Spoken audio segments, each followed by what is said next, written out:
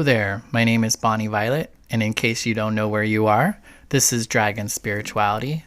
Tonight's episode is episode 10, and our guest is Sister Tilda NexTime. Sister Tilda NexTime says, I use my face as a canvas and makeup as the tool to become my own piece of art. I want to empower people through art and fabulousness, inspiring them to become their own masterpiece. You see the beauty in others because you have a divine beauty inside of you. When you share this beauty with the world, you celebrate your uniqueness, and you don't allow others to sculpt you into something you're not. You are the artist and muse of your own life. Sister Tilda NexTime. Hi, sister. Hello, how are you? I'm good. How are you? I'm great. Thanks so much for being here this evening. Thanks for inviting me. For sure. Yeah. Do you want to tell us a little bit about what we just watched? That was a video performance I did a few months ago, and it was to celebrate Pride and all the sisters. When the pandemic started to get a little dangerous outside, and a bunch of sisters got together and they put an event, an online event, and sharing videos from them performing. And this was my performance. And it was me showing my process of becoming a sister and applying makeup. It's beautiful and very powerful. Yeah. Thank you for sharing it with us. Mm-hmm. So I always like to start from way back. So I'd love to hear a little bit about what life was like before Sister Tilda NexTime came around. I was curious if you would want to tell us a little bit about what it was like growing up for you. I was born in Brazil, and while I was born in the 70s, there was still a dictatorship happening in there, even though it wasn't as strong as it was in the 60s. There was still a little bit of censorship, and I got the final years of dictatorship. And my family is all related to arts. So from the early ages, I was introduced to lots of music and lots of all forms of entertainment. I have an older sister. She's 11 years older than me. So when I was a kid, she was already a teenager. And she introduced me to a lot of artists that were becoming very famous at that time, such as Boy George. And he was my first idol. And I always joke about the fact that while all my other friends were listening to, kids' music and playing on the playground, I was obsessed with Boy George from a very early age. And through him, I met David Bowie, who became my biggest inspiration of all. And being surrounded by music, especially by British music from that time, like the New Romantics movement and the punk rock movement, they shaped me from a very early age. So I became a punk rock kid, and then I spent years and years and years as a goth kid. And then from there, I started listening to electronic music, also in the beginning of the 90s. And I became that's where I became more involved as a drag queen per se. When I was a goth kid, I was putting on makeup, but I was more like a Robert Smith kind of thing. But once I started going out to more clubbing places, and all the club kids were there, that's when I started doing more drag specifically. Right. Mm-hmm. What was it about Boy George and Dave Bowie that, what were you drawn to about them? Well, I think that, my real name is actually Allison. And this name is doesn't have a specific gender. in the Portuguese language. It can be either for boys or for girls. So I kind of think like my mom already knew I was going to be non-binary at that time.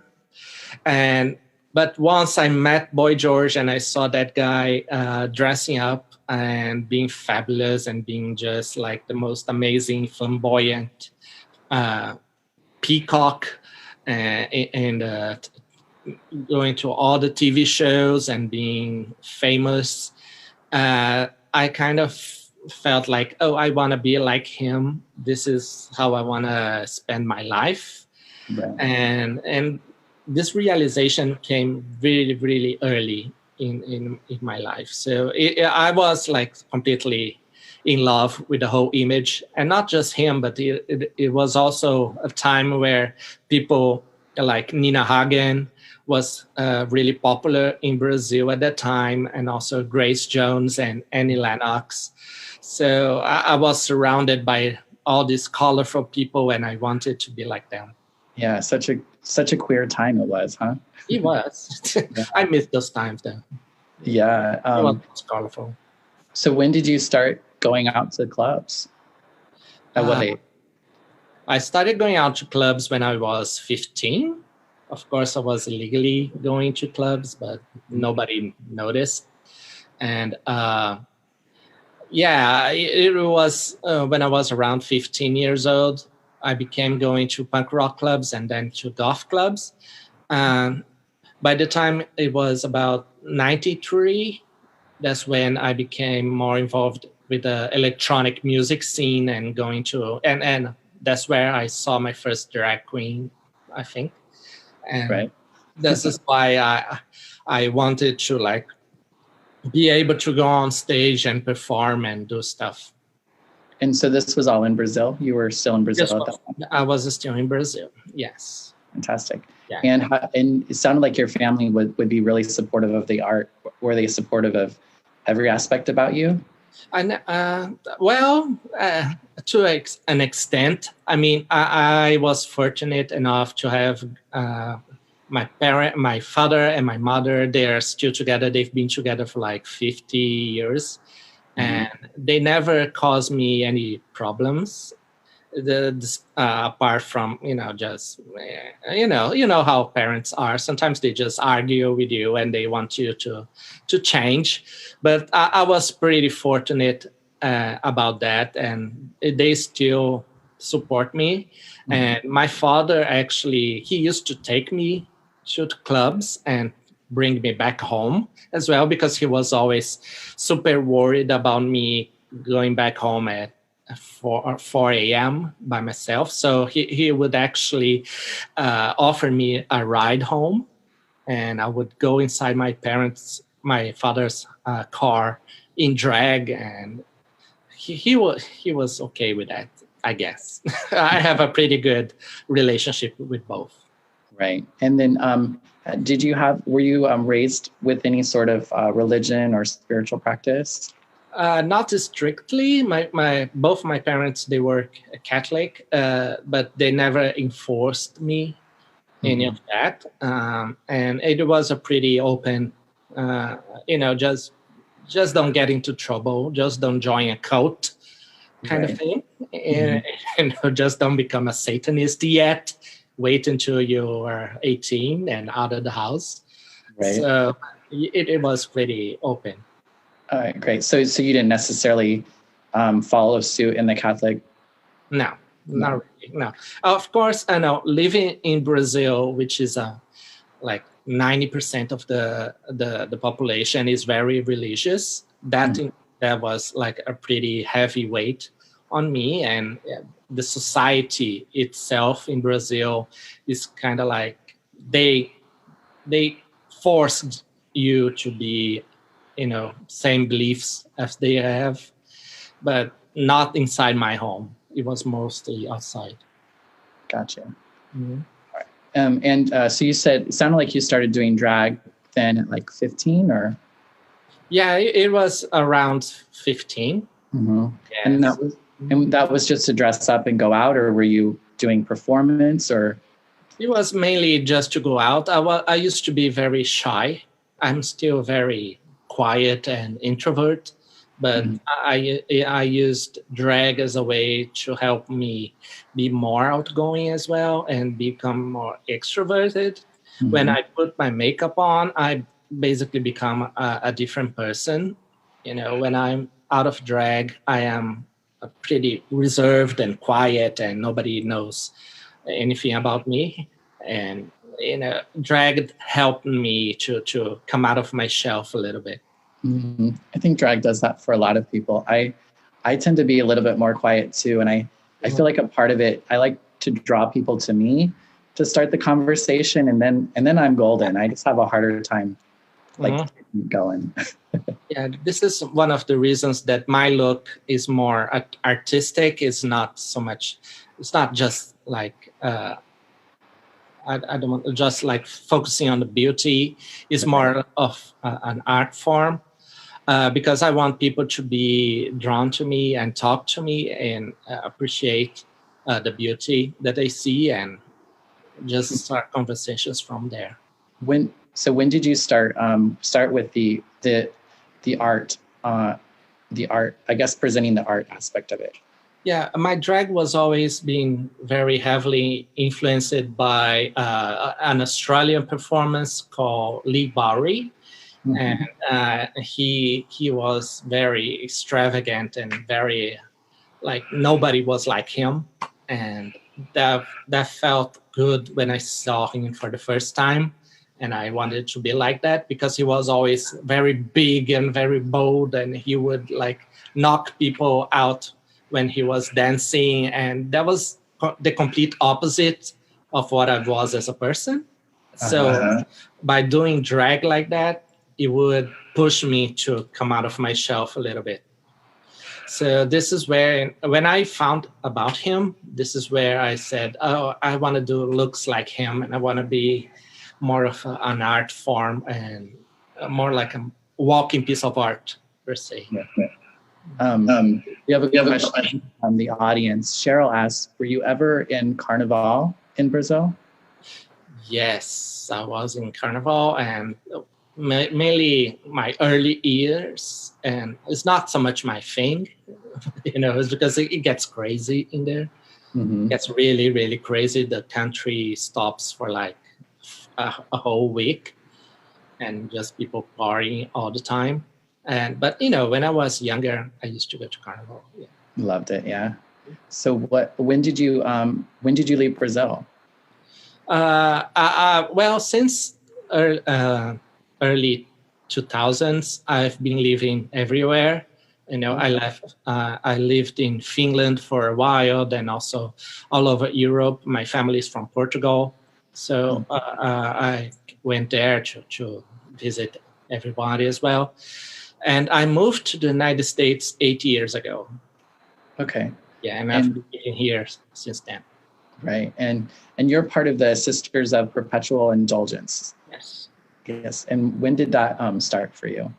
It started about 5 to 6 years ago, and I knew the sisters from when I was in Brazil, but to me they were just like a theater group, like drag queens performing. Once I came to the United States, it just so happened that I came directly to San Francisco, where the sisters were born, and then I started seeing them on the streets, and I started to get a little more curious about what they do. And it took me a full year to get the courage to approach one. And one of the first ones was actually Sister Mary Peter, because my husband was her hairdresser. So that was kind of like an easy way for me to approach a sister. And once I get to know what they actually do, and all the community service and all the spiritual things that they do, I certainly said, oh, maybe I found my gang, and I want to join this family, and because we have very similar interests. And I was curious about how different was drag in the different countries and places that you lived?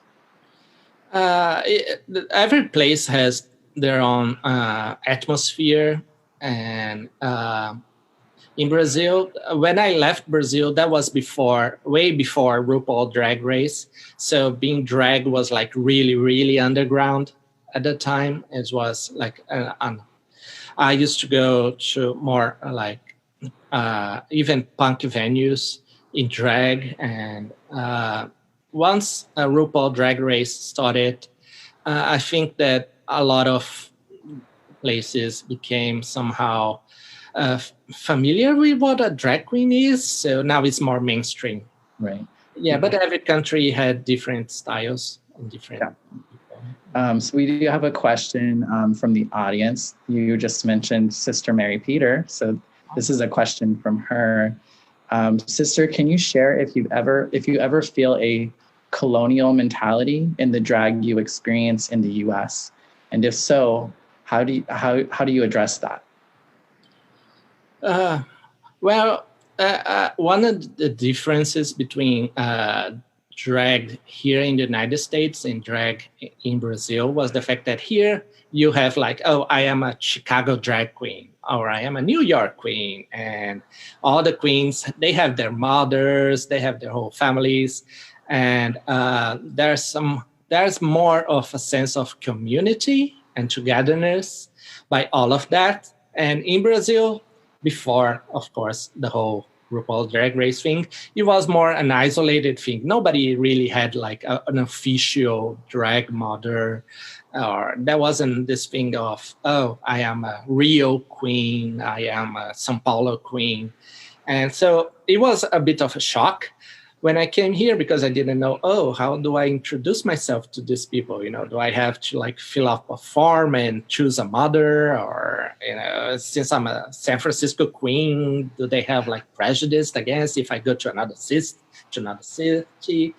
So, but I always felt very welcomed here. And the whole sense of togetherness was pretty important. Mm-hmm. So I guess, so then you started the process. What is the process of becoming a sister? You started the sister as a volunteer, and then there's a bunch of steps that you have to make. The first one, you become a volunteer, and then you just started showing up to events and helping us, and see if that's your thing. Because a lot of people think that being a sister is just looking fabulous on the street and, just doing like being loud and obnoxious on the streets, but they don't know the whole thing that we do as to serve the community. Mm-hmm. So after you spend a few months as an volunteer, you can petition to become a postulant. Once you become a postulant, you will work together with your group of sponsors that was going to be your big sisters. Mm-hmm.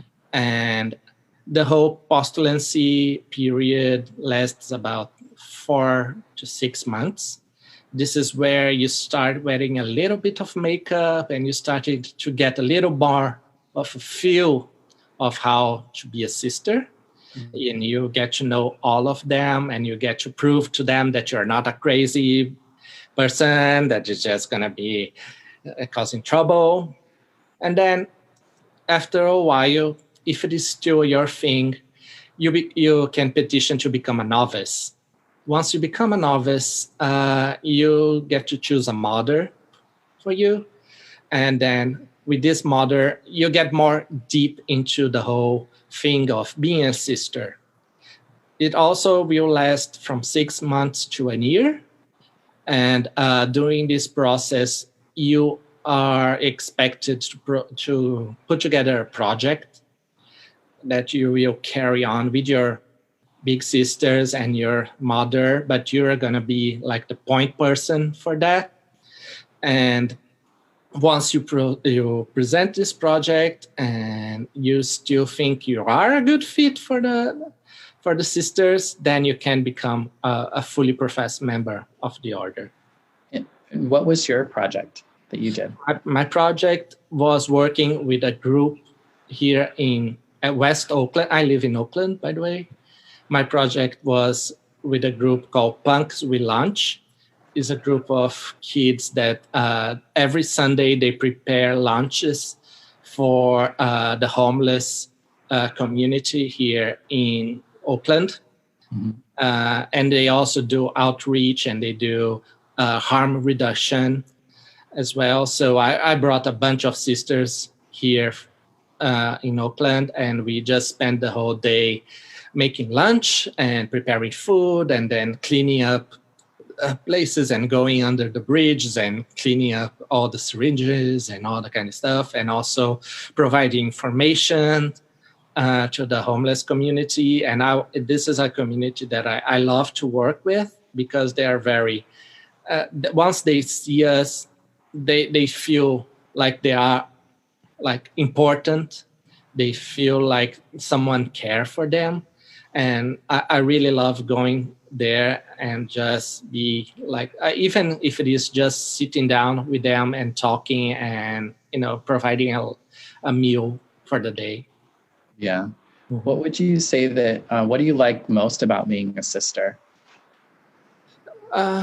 It's to serve my community, especially because as a gay Latino immigrant here in the United States, once Trump got elected, I felt like really, really have this heavy weight on my shoulders to be like that and not being able to help other people in the same situation. And I really, really wanted to help all my gay immigrants and brothers and sisters as well and serve my community. So this is basically why I am a sister. I just want to serve my community, the community that welcomed me so well once I moved here, and I just want to give back to them. Fantastic. So with the sisters, the sisters being nuns, is spirituality a part of that, or what does that look like, or if at all? We have our own spirituality. I mean, we don't follow like any specific kind of thing. I think being a sister, we are like sacred clowns. We are the heart of the community. We just spread joy. We have the vows that we take to spread universal joy and expiate stigmatic guilt. So we just this is basically our religion, to spread joy everywhere. And of course, there are some sisters that go really deep into religion, but this is their thing, Being a sister is as being a sacred clown for everybody. Gotcha. So there's not any specific one thing for everyone. Everyone may or may have. Especially because, there isn't one right way to do this, so we welcome everybody. For sure. One of the questions from Angel in the audience asked, has the mission changed since you first joined the Sisters of Perpetual Indulgence? My mission shifts a lot, because I always feel like there are some areas that I want to reach. In the beginning, I wanted to work really closely with the homeless people here in Oakland. And then I became more involved with questions of mental health as well. And I also became more involved with questions of body positivity and self-love, which is something that I love to deal with. And I use drag to make people feel better about themselves. Like I said, I want people to look at me and be inspired and see that anyone can be fabulous as well. And everybody can just discover something inside of them that will shine and will make you feel fabulous. Right. Phyllis asks, Phyllis is a regular on the show. Thanks for joining us again, Phyllis. Phyllis was friends with Sister Ed and was wondering if he was still around. Are you familiar with? Does she know the name of the sister? Just Sister Ed is what she said. I don't remember any Sister Ed, but okay. maybe. maybe someone else who's watching the show maybe has an answer for that. Mm-hmm. Well, Douglas Russell says, "Hello, gorgeous. You're looking especially lovely tonight." Oh, I guess that's a compliment. Yeah, thank you. Right? She's sister as well, so. Oh, is she? Yeah. Fantastic. Another one says, Sister Tilda, Sister Celine here. My question is, where do you find inspiration for your faces, and how far ahead do you plan them? I don't plan them at all. If I start planning, I am a very, very, very, very anxious person. I suffer from like really high levels of anxiety. So if I just plan stuff, I know they're not going to happen because I get anxious about the day that I'm going to do it. So I try to just like a few minutes before I get ready, I just try to plan to come up with something. And I actually don't know how the ideas come to my head. It's just that I feel I have such this huge baggage of cultural references in my life from early start. So I just think that the ideas come to my head, and I don't have a process for that. I just try to shine what I'm feeling on the inside and put it on the outside. This is, I think this is the best answer I can give to that answer. Just how I'm feeling on the inside, and I try to translate into the outside. It's fantastic. I definitely think it seems like there, I mean, obviously you put a lot into it, but it seems like there would be so much planning and so much, all of that. It's always like that. If you plan, and then at the end, it's not going to happen, not going to look good. And then if you just start doing it, it comes out great. So yeah, I do this. I'm not as artistic, but I do the same thing. I think I'll have something I'm going to wear, and then I completely go because it's more organic. I'll do one thing here, add something there.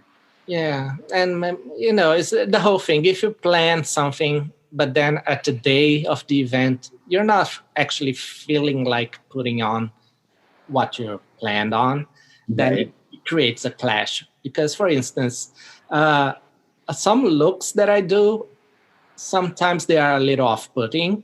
You can tell that people are scared of me when they look at it. And some other times you see they are more approachable. So if I'm not feeling, if someday I want to go out and I want to be like, I just want to hug everybody, I can't wear a look that is just going to make everybody go away from me. I need to put a look that make people come to me, Makes a lot of sense. Do you do drag outside of outside of your time as Sister Tilda NexTime, or not as a performer, just to go out. And I have my drag persona, which is Alison Gotts, but it's mainly just to go out, and I don't perform as Alison. Right, gotcha. And I guess I'm curious about I'm always curious about like kind of, for me, I've had these interesting dynamics around like where drag starts with me and where it ends. And I was curious, like, is there a clear definition between like Allison and, or Allison, because you're Allison and Allison, right? So yeah, right. Yeah. I think that when I'm as Allison, I go a little bit more towards my whole past as a goth person. So my looks tend to be a little more dark and more on the scary side. And when I'm a sister, I try to be more colorful like this, and I try to be more just spread more joy. And I feel like when I dressed up as Allison, I'm basically dressing up to myself to make me feel good and to have a good time. When I'm dressed up as a sister, I'm doing this for the community and doing this for others. So that's basically the main division between the two personas. And both of them are really, really different from me as a person, as a boy. Because as a person, as a boy, I would never talk to anyone on the street. I would never approach anyone without being approached first. I'm a very quiet and introverted person. Mm-hmm. So is that something that is that something you like about drag? Does it impact you out of drag as well? Oh yeah, totally. I love seeing the reaction of people. I love when people just stop and ask me questions about the look and just say, "Oh my God, what is this?" I really love the interaction. Even when they hate, I love to see the reaction and what caused people to feel like, oh, this is scary. I don't want to get near here. And then I try to figure it out why. It's not that scary to me, but right. I try to figure it out. It seems like often when there's a drag queen in the room, it has the power to like really lift spirits. Mm-hmm. I love seeing people light up. Yeah. When they see us, it's just a nice feeling to have that effect on. Yeah, I think as a drag queen, you touch people in a way that nobody else does, because you kind of like, you light a spark inside of them that most people don't even know they have. Mm-hmm. And they feel inspired by that, even if they don't want to do drag, but you light something inside of them that they didn't know they had. Yeah, I've had a lot of conversations with people that are like, they get some sort of like, they see us as brave or courageous in some way, and it causes them to like decide to, I don't know, do something they haven't done before, whether it's play with gender or. Mm-hmm. Yeah, and I go to a lot of youth centers for transgender kids, and this is something I love to do, because those are kids that, even if you just give them like a kiss, you basically change their lives, because they feel like they don't have, they want to be like that, but they can't yet. So it is very inspiring to them. Yeah. So how has shelter in place impacted your drag? Well, impacted the sisters a lot, because now we can't do fundraisers and we can't go out to events. So we had to come up with different venues and different ways to help our community. And most of the things we've been doing is online, and we didn't have any experience in doing like live streams with people and Instagram contests. We never actually do that. And then we managed to get the Hunky Jesus contest this year. Was all online. Yeah. And it was so surprising that we raised like $10,000 together with a Queer Nightlife Fund. And that was like amazing to do it, and it's pushing us to explore the other venues as well, and other things.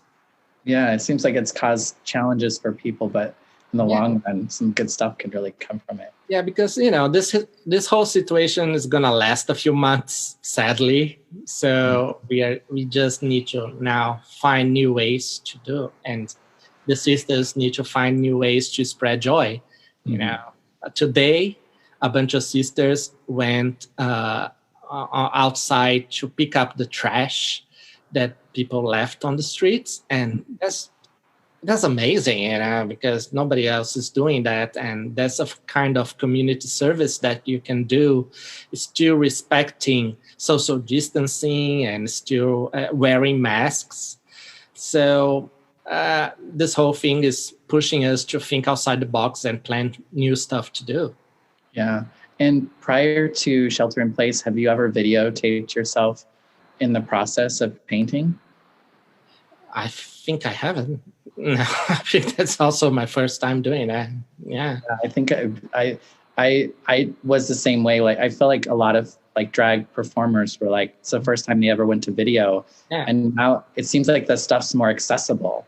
Yeah. And I never knew that you could actually like stream in 4 different platforms and reach out people all over the country, and there's the silver lining of all this pandemic. thing happening. We are thinking outside the box and pushing us to discover new things.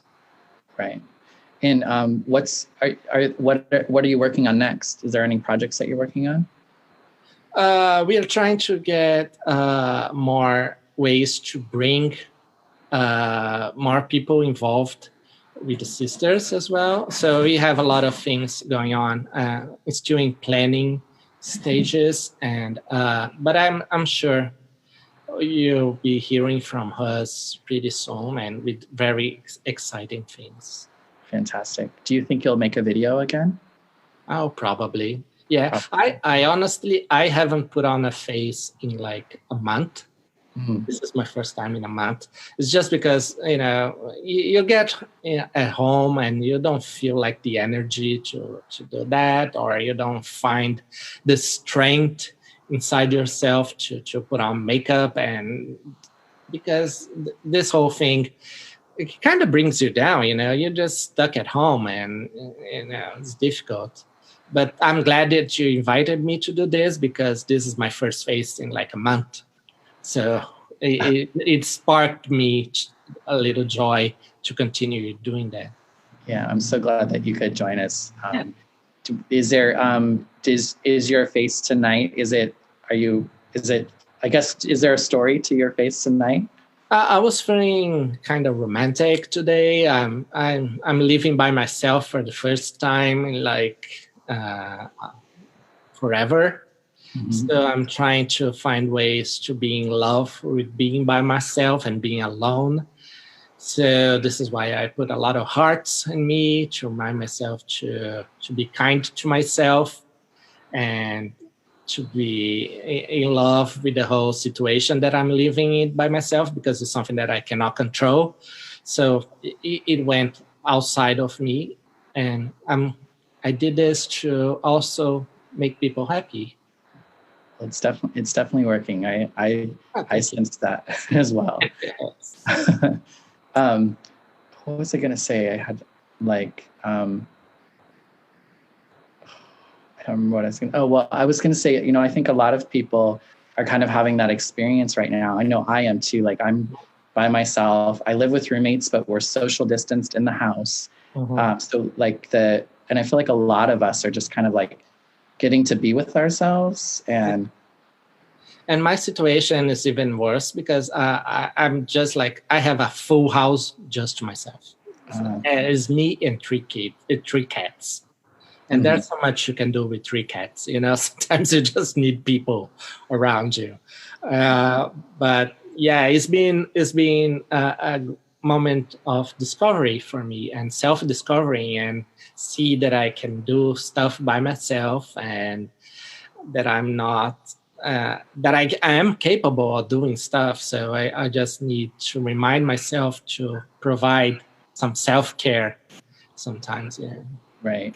And then do you have any sort of spiritual practice now? I'm very interested in several different kinds of spirituality. I love Hinduism. I love Buddhism. I love meditation. I also love some of the dark arts. I am not afraid of dealing with the occult as well. I'm also interested in doing some more of my roots as a Brazilian, dealing with Santeria, and also all the practices that come from Africa. So I just love everything that is related to spirituality, and I try not to focus on one. Like I said, I don't think there is one way to do it something right. There's multiple personalities. So for me, that's important. Right. And so that's something that's kind of stayed with you since you were young. Yes. How long? Yes. Yeah. It just stayed with me, and the whole syncretism of being able to join different kinds of philosophy and different kinds of practices. Mm-hmm. I love the difference as well too. I see some similarities in things, but it's one of the reasons why I love doing this work is I love to hear how people, like relate or like connect with their spirit or the spirit, the bigger spirit, however way they want to define it. I'm just always curious about what's working for people. One of the things that draw me to the whole spirituality thing was more of the notion that you're not your body, that you are a soul. So I can transform my body and I can become a piece of art if I want to. And once the body goes, who knows where my soul would be, but it will go somewhere fun. Yeah. Just for folks who are watching, we do have about 10, 15 minutes left. So if you do have some questions that you would like to ask, please do so now. Also, feel free to tip Sister Tilda next time if you feel so inclined as well. Just reminding that if you want to tip, the best way to do is going to our website, thesisters.org, and then you can find out how to donate to them. I'm not collecting to myself, I'm collecting to the sisters. For them, right. And there is a link to the website at the top or the bottom of the conversation as well, so click through there. So if somebody was maybe thinking about becoming a sister, what would you suggest them do to prepare for that? First of all, is doing a lot of self-checkup and see if you want to help the community. That's the main part. Do you love the community that you're a part of? Do you feel like you have a family when you are among them? This is the most important thing, to be a sister, to be service, because we are nuns. We serve our community. We don't do this for ourselves. We don't do this for personal gain. It will cost you a lot of money to buy all this, So are you prepared to do this? And just take a look at yourself and see, do you love your community? Do you want to serve your community? Do you want to spread joy to people? That's the most important thing for you to be a sister, and just talk to us, approach us, and we love to talk, and I would love to welcome as many people as possible to the order. Yeah. There's a question that I guess this is a question for me. I don't know how to address that, but it says it's Sister Mary Peter, of course, right?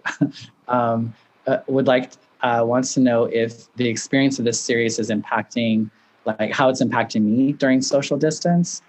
It's been like I started to share with you, I think earlier, I had no idea how amazing this experience would be. It's fairly simple in the sense that you pick a date on the schedule, you invite somebody to come, and then you just show up. And then the conversation that comes out of it is just it's just really remarkable to me. It helps me feel more, it just expands my idea of God and spirituality and our community and the types of drag and all that sort of stuff like that. I feel like it just expands it. And I love the opportunity of helping folks share their narrative in a way that works for them, and to have people people to see us differently than maybe they had seen us before. And so that's what I really love. There's a beauty and there's a depth to all of this. Yeah. And then Sister Mary Peter sends her love to you as well. Oh, love you too. Think if there's any other questions. Is there anything that we haven't covered so far that you would like to speak about this evening? Well, you can check our website. It's thesisters.org. It's a very comprehensive website. It has our history. We've been around for 40 years. We have orders all over the world.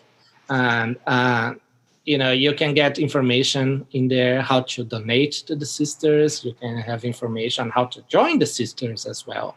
Mm-hmm. And you have our bios that can get you inspired to maybe join the sisters or maybe just be a volunteer with us. And, it's a great way to start. And what is your interaction with because it's a global organization, what has your experience been with that? It's been great because when we had our 40th anniversary last year, we had sisters from all over the world here in San Francisco. And it's like we said, we are all under one veil. Once you're a sister, you're a sister for life. And we all share the same vowels. And it is like a huge family. So I know that